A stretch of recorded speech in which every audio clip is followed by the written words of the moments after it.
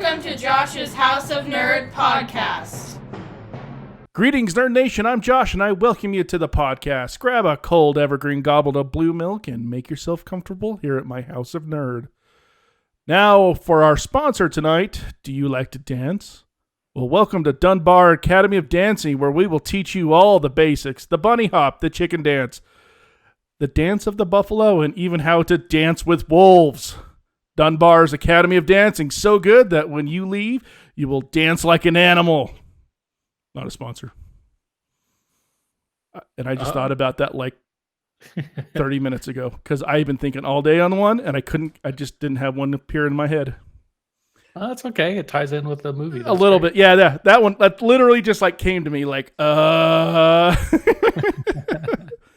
All right. For tonight, we have Crit and John on here, and we are discussing the movie that I gave to these guys last week that they picked, which is from our theme of Westerns, and it is Kevin Costner's Dances with Wolves, directed by Kevin Costner. All right, guys, let's talk about this movie. I wasn't aware that Kevin Costner also directed it. I was not aware that, I just didn't know that. Did you look up any of the facts on him directing this, like what happened? No, I didn't. Why? It's kind of a Kurt Russell thing, like what happened with Tombstone. He just couldn't find a director at all, and so he stepped into it. And he also didn't have financing for it, so he got like a whole bunch of people, like a whole bunch of movie theater or movie studios, like completely didn't want to do this movie, and so he got some foreign investors to give him like $15 million to start to do it, and then. Oh, wow. And then with that $15 million, which wasn't even the full budget, he got Orion Pictures, who distributed it, to give him another $10 million after they kind of saw what he was doing with the movie. So he didn't even have the full budget at all, or even close to it, when he started filming, which is just crazy. You just don't hear that happen very often. And then on top of that, it seems like this is a theme of when he films movies that he fell short of the money he needed in the budget. He went over $3 million, and nobody else had given him that money, so he actually had to put $3 million of his own money into this, and everybody thought it was going to be a flop, and boy, were they wrong. Yeah, no, opening weekend was, not a flop. No, as a matter of fact, to this day, I don't know if you saw in the trivia that it's still the number one Western movie of all time. It's just a little bit above the remake of True Grit. What about Tombstone? Does Tombstone make that list? It should make that list. It's on the list. I don't know what point it's on, where it's at, but it's still. But it's it's a great movie, and it was popular. I very much enjoyed the movie. I forgot the first 10 minutes was like, let's give you a refresher course on how bad trauma medicine is in the 1860s. Let's give you a refresher course on how bad that is. Yeah, I mean, it kind of gives you, when they start like in the Civil War era at the beginning, it kind of gives you a perspective of like, I like it because it gave a perspective. I even had my kids kind of commenting like, oh, this is Civil War time, huh? When this takes place. I like that reference, so you kind of understand maybe a little bit more like what's going on in the world. Yeah, but was anybody else confused by the whole he tries to commit suicide, that type of thing, and then the general comes up to him and is like, oh, finally a officer of worth or something like that, and I'm like, well, he just tried to commit suicide. Well, like he didn't lead people he didn't have a great strategy. He may have inspired people to run across the line, also kind of suicidal. So basically he broke out an epidemic of suicidal, tendencies in the men. I don't know if that makes a good officer or not. He was just basically proving Office Space that you can go out and do a dumpy job and still get a raise and go to a higher position. Okay. I mean, that's an interesting tie-in. I wouldn't have thought of that. That's exactly what I thought of. Literally, I did think about this when it happened. I'm like, well, there's an Office Space scenario for you. Do the worst job imaginable and not still care. Get promoted. You're going to get promoted. Was that failing upwards? Yeah. I did think that was a little bit of a weird thing as well, Crit. I didn't understand how that worked either. Just like, hey, someone of worth, yeah, right. He tried to kill himself, and then, and he's awesome because of that. I don't know. Yeah. So what I noticed too is he spent a lot of this movie on his back, passed out. Yes. Like passed out in the very first part, passed out when he hits his head trying to defend the fort from those boys. He passes out. How many other times did he pass out? I wrote them down. I have a note of all of these times he's passed out. He's just on his back constantly. Yeah. This was one thing I noticed very quickly. Like how much like he was resting, like when he got to the fort and when he got, you're talking knocked about all that out. Yeah. Yeah, that's it's funny you bring that up. I never thought about that, but that is pretty funny how that how often he was sleeping there for a while. They sit down a lot too. It's interesting because it's such a long movie, and it's definitely I won't say necessarily slowly paced. It's not like a drag, but it definitely isn't a very fast paced. Obviously for 3 hours long, but still, it really takes its time in a lot of places, which is interesting. That's one of the reasons why they didn't want to like a lot of the studios didn't want to finance it was because of reasons like that. Well, I think it came back to what you originally said last week, where you're like, well, this is an epic Western. Yes. Yeah. And it is epic in the fact that it is a long story. Like you said, it didn't drag, but it was a slow burn. It wasn't, gunfight after gunfight.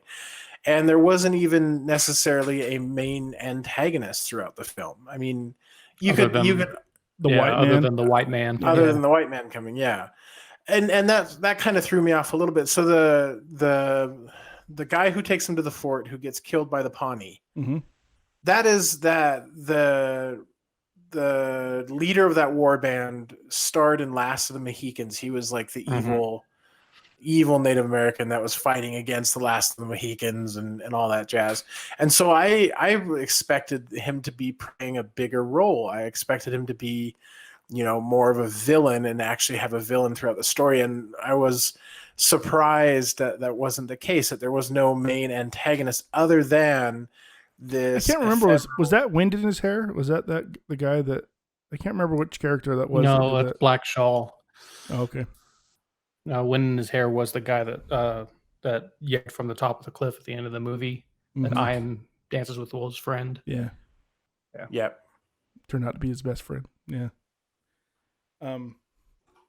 So okay. So I didn't realize that the guy. I guess I'd forgotten that guy was in Last of the Mohicans, which is a great movie too. But to kind of go with what you were saying about this kind of being a slow burn, one of the things I thought is interesting about this movie is it's not shy about, bringing you into scenes like, him just, fixing up the place, him becoming friends with Two Socks, the wolf and stuff, which I think is, I just love that. I just love his just like relationship with just that animal and stuff. And I tell you what, it kills me. It still just murders me when that animal gets taken out at the end. They kill all his animal friends like within 10 minutes. That was a sucker punch. Yeah. Well, I mean, hey, you invested your emotions in these animals the entire movie. Well, that sucks for you. teaches you to invest emotionally into animals on TV shows. You told me this wasn't Marley and Me. I guess I kind of lied a little bit. Yeah, there was some lying going on here. Oh, well, I forgot about the horse, too. Yeah, what I didn't realize is that George R. So the Game of Thrones author, what's his name? George R.R. Martin? Yeah, Martin. That he got inspired by the deaths of those animals. What? Really? No, he didn't. I was going to say, what? He kills off all his characters, so it's like... Oh, does he? Yeah. Like, maybe he was traumatized by this movie. I got a kick out of that horse, man. Every time that they'd steal that thing, Oh, I forgot. It was a great bit. Oh, it's so funny. They'd steal him and he'd come right back. Here he was. And stuff. And then to see him go too. Ugh. Just got me right there. Yeah, that's hard. I think they did death really well in this film, though. What do you think that? The arrow death. So the Pawnee tribe that takes out the wagon driver. The arrow death was like realistic as what I assume would be like to be killed with arrows. It's not fast. Mm-hmm. You're probably gonna have multiple arrows. If you get shot in the shoulder, you're not gonna be dead in a second. You're gonna get a few more arrows in you.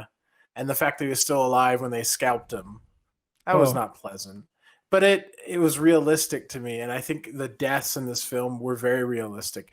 Other than there was only one where Stands with Fists, there's a guy fighting his way to get into the teepee, and Stands with Fists comes and shoots the guy, and he like gets blown backwards out through the teepee, and you can feel like you see the wire like yank him back. And I was like, well, that was a bit dramatic. That was, that was the only one that was. There was one more, which was the when they rescued him on the creek from the soldiers, and that final soldier at the end that got killed by like one tomahawk to the chest. And he just kind of slumps. Oh, from like, Smiles a Lot, yeah. And I'm like, that's probably not. That's probably not the way it would go. A lot more painful. That would be a lot more. Going back to the one you just said about the teepee, the thought that went through my head when I watched it was, where's the pane of glass that this guy's going to go through? What he's going right over and over. It was enough of a weird death that it really stands out. And Mary McDonnell's character was firing from the hip too. She's just like walks in there. And if that gun was capable of doing that, she'd be on her butt. Yeah, because she does not weigh very much. I'll tell you that. I did not realize that Mary McDonnell was in Dances with Wolves, and it took me a minute to realize that where I knew her from, and that's from Battlestar Galactica. Yeah. Mm-hmm. This is one of the roles that made her like big time. Before this, she was just an actress on stage. She hadn't done a lot in hardly any movies. I did not know that at all. And Kevin Costner on purpose cast her. What he wanted was an older actress. He didn't want someone that was younger. He wanted someone that was a little bit more kind of just aged a little bit, And she was like 37, which isn't like old or anything, but he actually wanted to see a little bit of wrinkles on her face to show that she's gone through life and she's gone a long time without having a husband or anything like that. And stuff. I thought she was perfect. The chemistry between them was a little awkward sometimes. The makeout sessions were weird. You mean how she was trying to swallow his face? Yeah, and then the whole I am in mourning, and then they make out. And it's just like, what the heck? Like, I understand it, but it was hard to watch some of those makeout sessions. Well, I'm just like, okay. I think, she was supposed to be in mourning, but I think what she was saying was, I'm in mourning, we got to be careful. But at the same time, I personally am not in mourning anymore, even though it's got to be kicking bird. I figured out what she was saying. It's just the saying of it. Okay, I see what you're saying. And she definitely has a hard role with. She had to portray an interesting character, like the actual character that she had to act to pull across on the screen. I mean, the whole idea of like forgetting English and trying to relearn it or reuse it, I guess, and everything else like that. I mean, I don't know if it 100% pulled it off for me, kind of convinced me that she didn't know English or she was reluctant to do it, but it still was kind of a compelling character trait. Well, when they show her how young she was, that when she did speak English, before she was taken, that's pretty young. That was the saddest flashback ever, by the way. Yeah, it was pretty sad. That's pretty sad, like just to know that you're the last of your family in that way. But the only thing I want to know is what happened to the puppies. The puppies. Oh god. Yeah, you told me this wasn't Marley and Me. Thanks for making me think of that too. Mm-hmm. Worst. There we go. More Marley McGrady. There's only a few scenes that I'd like to block from my memory. That's one of them. The other one is where you get to see Kevin Costner's bare butt and then realize that the hair on his chest goes all the way down, like one continuous line. I'm going to be honest. I did not key into that. Yeah, I didn't either. I don't know. Like, that's a detail that I wasn't necessarily aware of. He was on the screen like half naked for like good 10 minutes. Sure, but I wasn't examining his treasure trail to try to figure out if it connected to his chest hair. Well, the answer is yes, it does. I am now enlightened. Oh my goodness! If I had to see it and I paid attention to it, I have to bring that up. Everyone else has to now too. Shame. It's just an ass. It's not a big deal. Oh man. I'll be honest, there's a lot of this movie I don't want to forget. I one of the things I really love about this movie is I do like the slow burn aspect of it. I like the time they take to kind of be, I don't know, it feels like they're trying to show you the nature and kind of become one with that nature as well, as much as you can through a screen. I thought, the scenery was beautifully shot. I love the pictures, especially, and I started to talk about this a little bit. One of my favorite parts is when they, on how pretty it is not only just on the plains, but I love it when they go to that winter camp and just how beautiful it is, with the snow everywhere and stuff. It's so pretty. It's hard not to stop and be peaceful when you're watching this film. What do you mean? If that makes sense.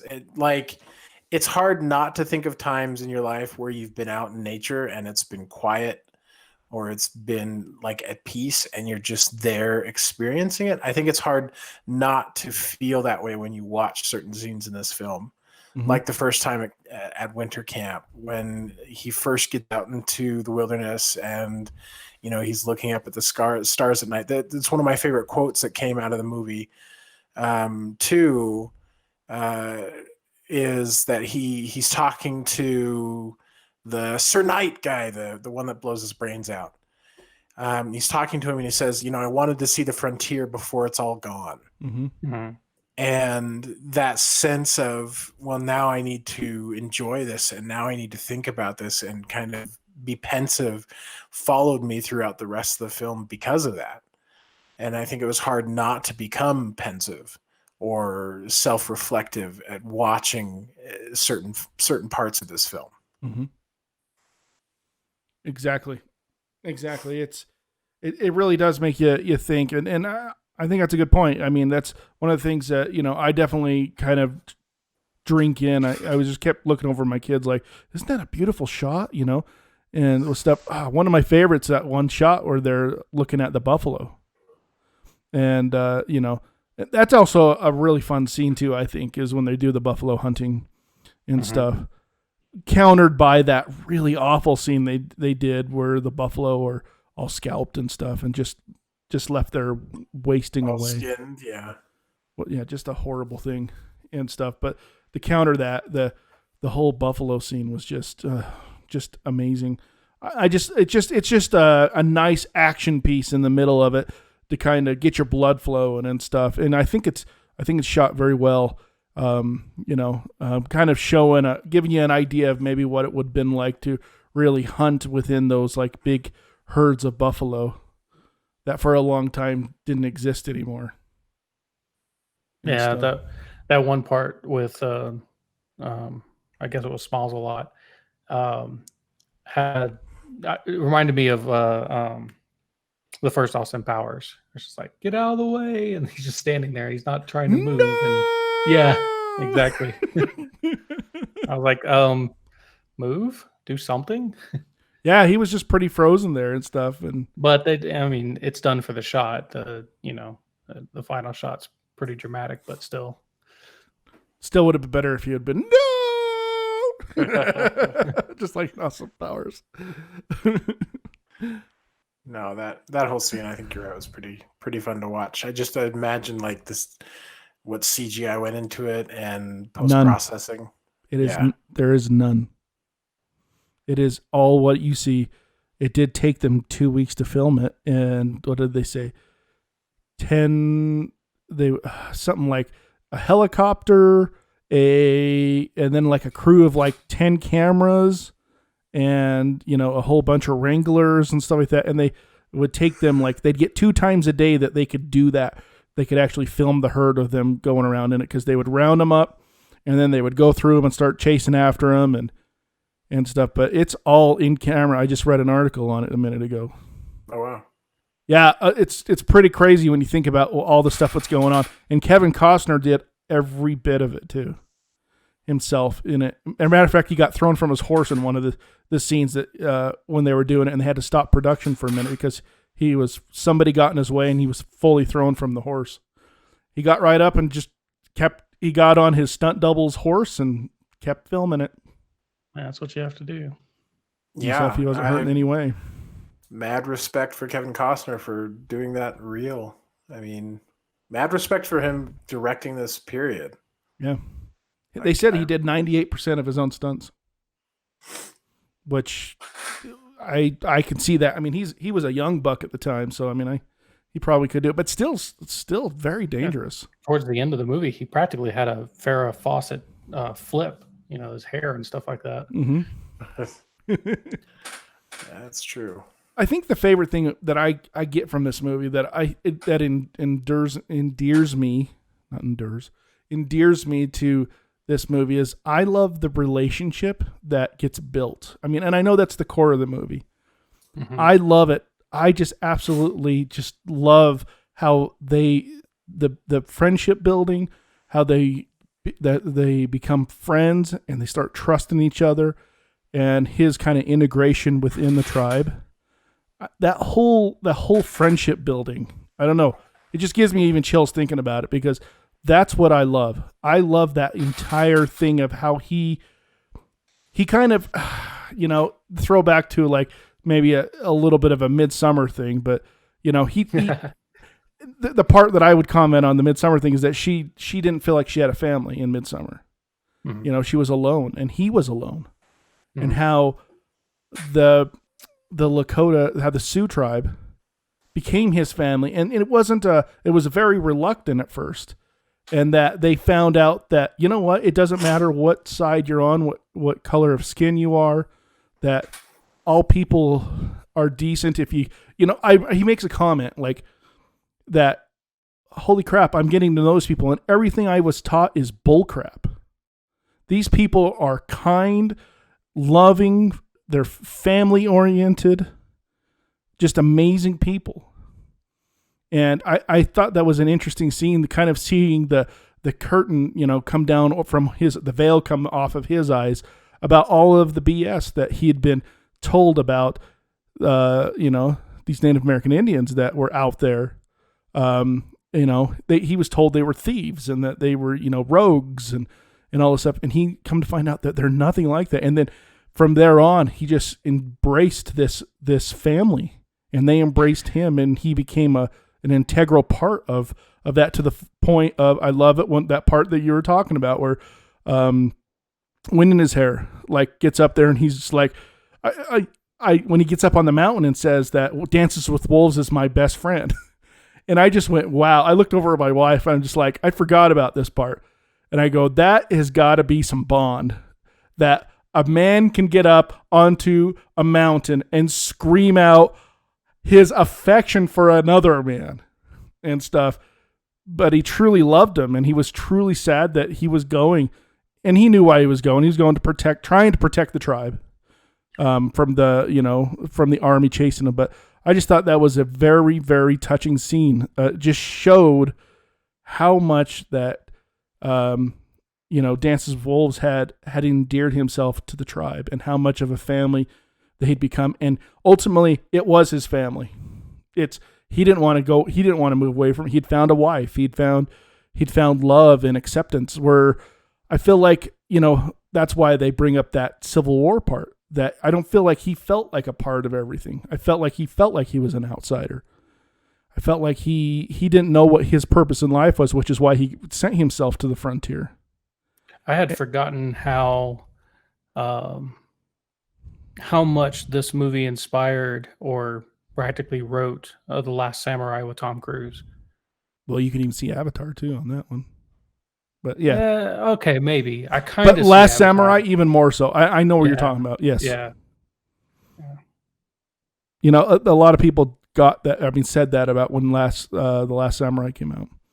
That it's basically just a retelling of Dances with Wolves, and that's. Yeah, I don't think it is a retelling of Dances with Wolves, but it has the exact same plot. It's a similar plot. I worded that wrong. You're right. It's a similar plot, not a retelling. Yeah. Yeah. And there's nothing wrong with that because that's just a classic story. It's just a good story to tell no matter which way you tell it or from what perspective or, that you see it from. It's just a good story to be told.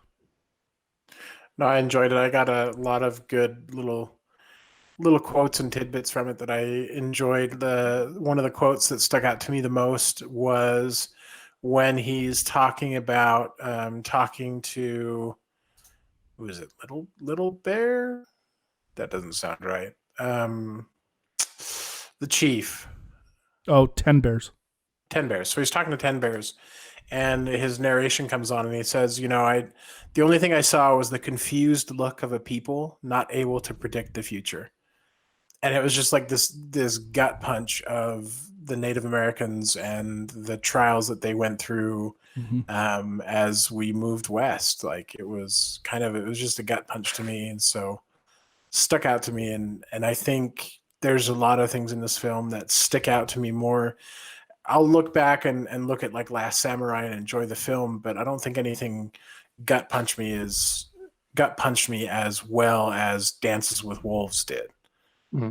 So I think it puts it kind of into a different caliber in my mind. Yeah, I can see that. That's a very cool quote to pull from that. I remember it now that you say that. It does kind of sting a little bit when you hear that. Absolutely. Well, and it's just sad because you know what's going to happen to him. I mean, if you've gone through school, you at least have the sanitized version of what ended up happening to the Sioux tribe, and you're just like, oh, it's not great. That's not going to happen. And then to realize at the end of the film when it pops up and it tells you that only 13 years later is when all this happens, and in that 13 years, like they went through it, and so the characters that you see on screen are the ones that are going to go through this transition period, and so it was such a bittersweet film for me. Such a bittersweet film. Well, especially this was your first watch, right? Yeah, especially this is my first watch. Nice. This is like my 15th watch, but it's even harder when you think about, I mean, how much those characters are endeared to you. You know, how much you get to know them and you enjoy them. That's the one thing that's hard for me because you get to love each one of those characters, and that's another thing I just absolutely love about this movie is how much you do get to what's his name? I just said it, but Fights with Birds, Kicking Bird, and stuff like that. Which he was in that Robert De Niro film that we watched not too long ago, as that police officer. Heat. Graham Greene. Golly, he's good. I appreciate him every place I see him. Wasn't he in Wind River too? Yep, he's in Wind River. He's in The Green Mile. Oh, I forgot Green Mile. Boy, he's a good actor. I really enjoy him. I really enjoyed him in Wind River. I think he did a great job. I do too. I just enjoy Wind River, period. It's a good movie. And I enjoyed him in this one. I loved that he was kind of the parental, he was kind of the parent, adopted parent of Stands with Fists. And you could tell just how much he cared about her, even though he was kind of stubborn. I mean, he just played that character so well. I just appreciated that whole thing he did. It very much endeared him to me. Yeah, me too. What do you guys think about this movie? A lot of people don't like movies that are dubbed, and I don't know if you knew that when we were going into this, John. But this, how the movie was like almost all in the Sioux language. They tried to do it in almost all the Sioux language and stuff. What do you think about that part? That's fine. I'm fine with subs when it makes sense in the sense of the film. And I watch a lot of anime, so I watch a lot of subs anyways. Yeah, I thought it was very cool they did it that way. Subs aren't an issue, I don't think. No, they're not to me. I mean, I wouldn't think they'd be an issue. I mean, it's an interesting choice when a crew decides to change the language so that everybody's speaking English, although it's supposed to be understood that they're not speaking English. Mm-hmm. But it can get really weird. I think it's a good idea to keep it in the new language. It can be hard to do, and it makes sense more in films like the switching to English when the interaction between non-English and English speakers is unified or is small. So like the example that I go back to time and time again for films that turn into English, even though you're supposed to know that they're not speaking it, is Hunt for the Red October. The final scene, Red October. Yeah, I think this is the second time you brought it up. I'm sure it is. But the towards the final scene where they're all speaking English and one of them speaking Russian, and it switches to English halfway through, it gives the impression that you're supposed to understand that they still only speak Russian. These guys still only speak English, and they're not able to understand each other. And they do it really well, but it helps that the interaction was small. Like it was not a long part of the film. I don't think it would have worked here in Dances with Wolves. Yeah, in that movie, it was a delicate balancing act because what was the name of that character? The captain, Ramius? Yeah, Ramius. Ramius did speak English a little bit. Yeah, he did. And so having that kind of, so there's a weird place where you're like, okay, is he speaking English, or is this Russian, translated into English and type of thing? And you're supposed to get it through the character interaction. It's a very delicate balance to do. And I think they did it pretty well in that movie. But it takes so much effort. And I think this is better in Dances and Wolves with less effort. Mm-hmm. Did you know that this is another one of those reasons he had a hard time getting financing? Because he wanted to do that. Mm-hmm. He wanted, because a lot of movies were at that time, just like Hunt for Red October, they would just flip to the other language with the thoughts of it's, you're speaking in the other language, and none of the movie studios also wanted him to do that. They thought that was would push people away. The movie studios underestimate the American audience all the time, and it's ridiculous. Mm-hmm. And they've been doing it for decades. And it's like, we get the boiled down, most watered down, least complicated entertainment possible. And because we have no other choices, they still make money off of it. So it's, I respect them for sticking to their idea and finding other money to do it. So do I, because there are so many pieces and parts. Another thing they wanted to take out in this movie too, that I read in this same article, was that some people wanted to take out the Civil War scene. Showing why? I don't know or what. Well, one of them wanted to take out the Civil War scene. He just didn't think it meshed. They just wanted him to start in the frontier. Another director that he was trying to get to come and he was trying to get financing with said that he thought the movie was too long and they wanted to cut it down to 2 hours. And Kevin Costner said no to none of that. So that's why he directed it, and that's why he found other financiers because he wasn't going to compromise on those things. He thought it meant a lot. I'm glad he didn't. I don't know. I can't imagine what this film at 2 hours would look like. Certainly not the film I enjoyed. Right. Yeah, I think they would have definitely taken a lot of that. I bet a lot of that part where he's at the fort, where he's getting accustomed to kind of being out there by himself, waiting for somebody to kind of spare him off and stuff like that, getting to know the wolf. I got to wonder if some of that scene, or even some of the scenes where he's being acclimated to the tribe.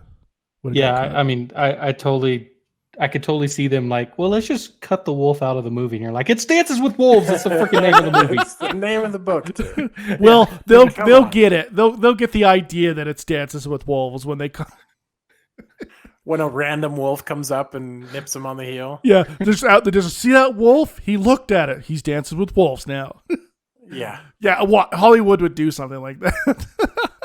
You know what else annoyed the heck out of me about this movie in Hollywood is, so I worked for a couple years at a Boy Scout camp working on the rifle range as a range master. So I went through the NRA trainings, I went through the range master trainings, all about gun safety, all about shooter safety. This movie had none of that. Holy crap. They're shooting off guns in camp. The muzzle discipline was like non-existent. Killed me in this film. Well, what I also like is the soldiers in the wagon when they're escorting away, and the lieutenant or the head guy, I don't remember what his rank was like, get back here after they shot the wolf, and then he shoots the ground like at his own soldiers' feet. Like I was like, and several times, and I was like, I'm pretty sure you can't do that. Like, you wouldn't do that. Who would do that? No one would do that. But again, guns are just props. So. Yeah, they're just props. Yeah, it annoyed the heck out of me. Well, I kept saying to Juliana when we were watching the movie, I was just like, you would think they wouldn't be shooting those straight up in the air in the middle of the tribe. First of all, you would think that they would want to conserve bullets. Second of all, it's just dangerous as heck if they fired it up at enough of an angle that it could come down and kill someone and stuff. And, it just kind of surprised me that. But at the same time, it's a movie. It's a movie. A lot of this is, what does the audience expect to see, so playing towards our expectations. Exactly. And stuff. But I did think that was interesting. It made me think about a little bit when he gave the guns to the tribe. It's kind of like how that, Well, that's why the United States Army actually has a real, like, he actually is a traitor. Regardless of, like, we think that's a bad thing, it's a good thing, as far as what it does. But him actually taking and arming the natives from a military depot is, he's straight up is a traitor. Mm-hmm. That he did it for good reasons, that, any person in his position with the gentle heart that he has would do the same thing.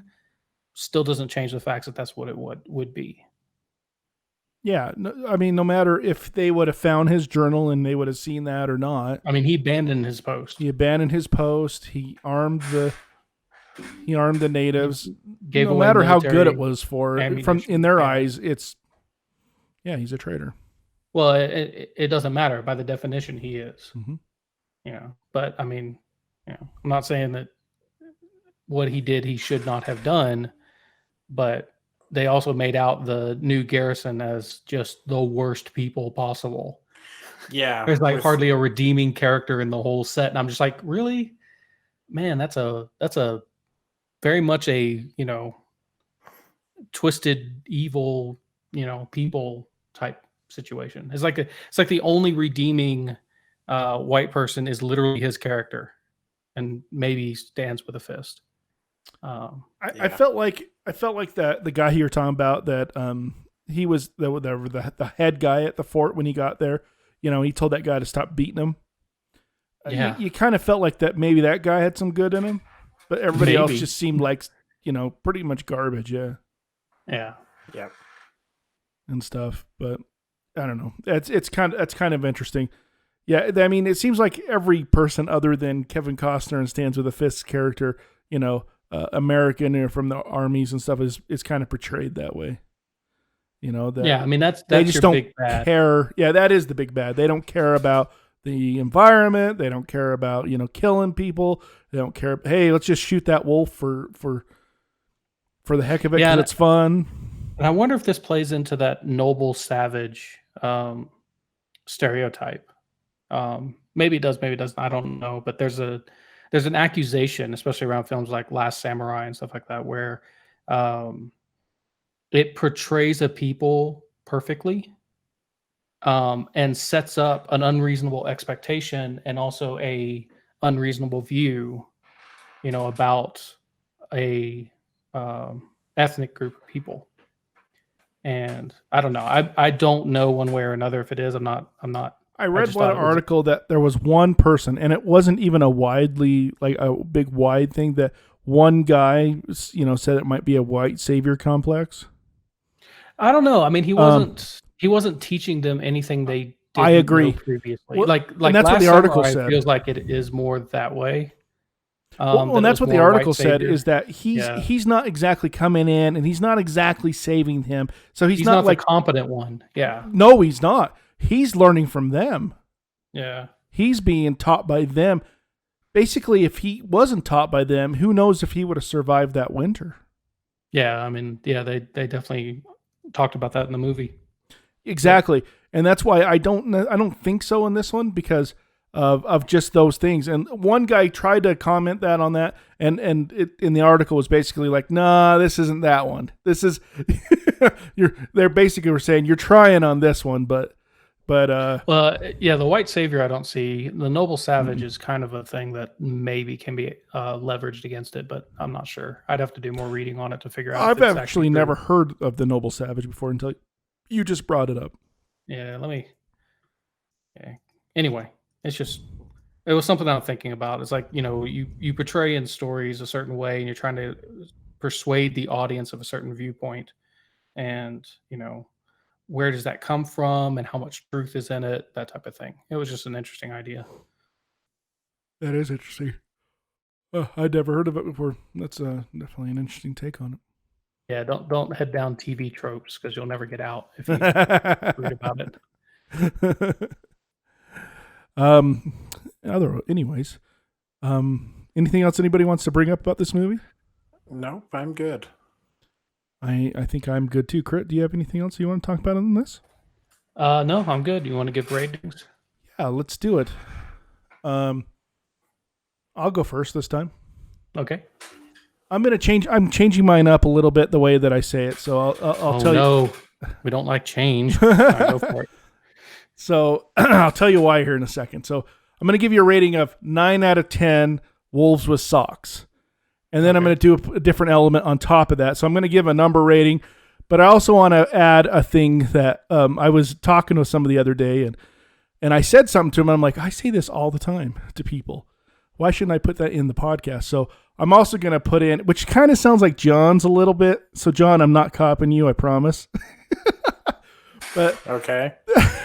Because the question is would I buy this movie? And because I say that all the time, if I'm gonna buy a movie, I'm gonna buy it because I would rewatch it. I'm only gonna buy it if I think I'm gonna watch it over and over again. And I've even said this to you, Crit, before. Yeah, that's true. And stuff like that. So would I buy this movie? I already have. Because this definitely has a rewatchability factor, and that's why I wanted to put this part of it into my rating now. Well, would I watch this with my mother? Yes. I think it's, out of all the films we've watched so far, probably the most wholesome one I could watch with my mother. Wow. So I would even watch with the scalping and the butts and Hey, his mom likes a good butt every once in a while. What? and the suck face.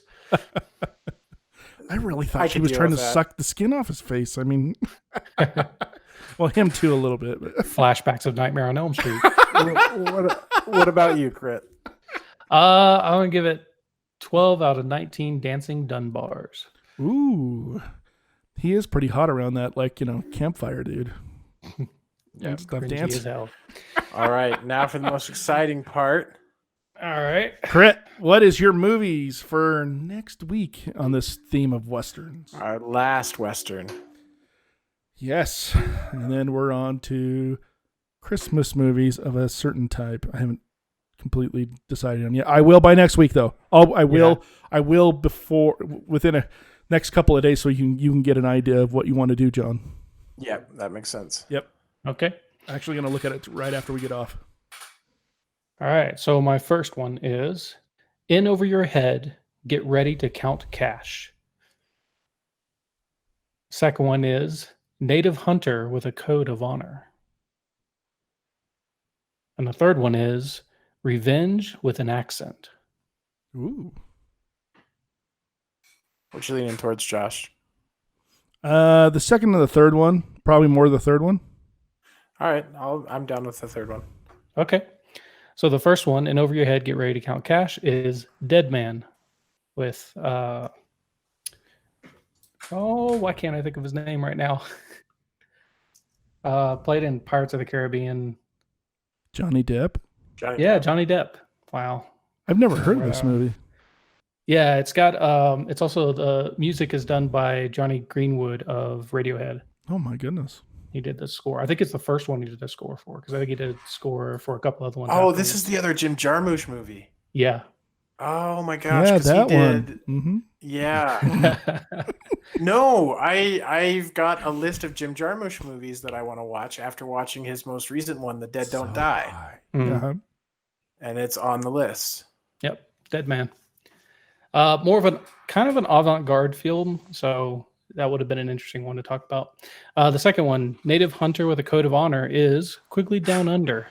Oh man, I haven't seen that one forever. I love Tom Selleck. Yeah. And the one you picked, Revenge with an Accent, is The Salvation. I've never heard of that one either. 2014. I have not seen it. Yeah. Mads Mikkelsen as the main. Yeah. Mads Mikkelsen, really? Yeah. He's the main pro tag, and I'm excited for you guys to watch it and talk about it. It's called what? One more time? The Salvation. The Salvation. 2014. It's cool. got Ava Green and Jeffrey Dean Morgan. Wow, really?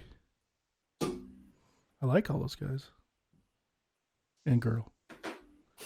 That's awesome.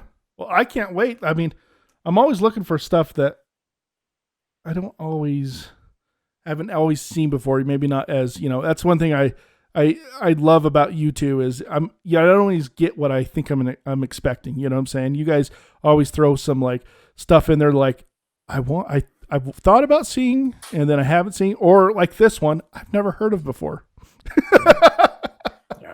Widening my horizons, man.